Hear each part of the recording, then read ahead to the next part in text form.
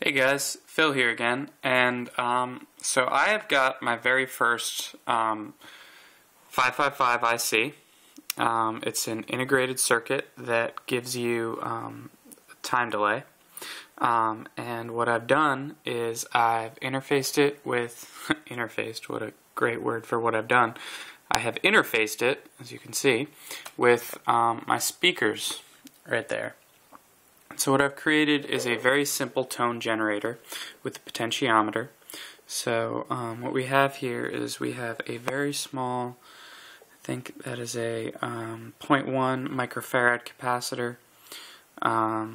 We've got a resistor. I can't figure out why this is necessary, but for the output pin, when it's going to the speaker, I've got one connected to ground when it's going into my speaker, and the other is connected to this little, I think that's a 330 ohm resistor.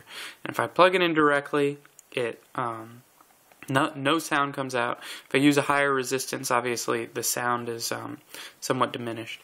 But anyway, and instead of using two resistors and then pulling out to get a tone, I hooked up a potentiometer, which feeds back into the 555 circuit, so I can use this to control the tone. So let me plug in my 9-volt lead here, and I will show you what it sounds like. Alright, so we got the low tone. If we turn this,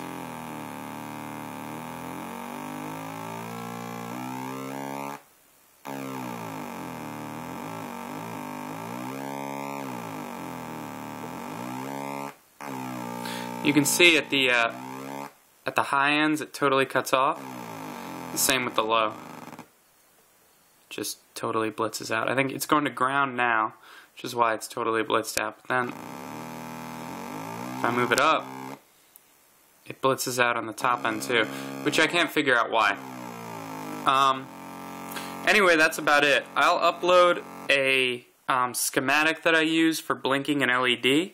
The only thing really that I changed was I changed the capacitance from 1 microfarad to 0.1, and instead of using two resistors and then pulling out in between them to get the value, I attached a little potentiometer here, and this is the only potentiometer that I own at the current moment, and I couldn't begin to tell you what the resistance is. I've looked for it on it. It doesn't say. It just came in this free kit that I got with some stuff. But anyway, like I said, I'll upload the schematic for blinking an LED, and then you can change everything accordingly if you want to recreate this experiment. Alright, thanks guys.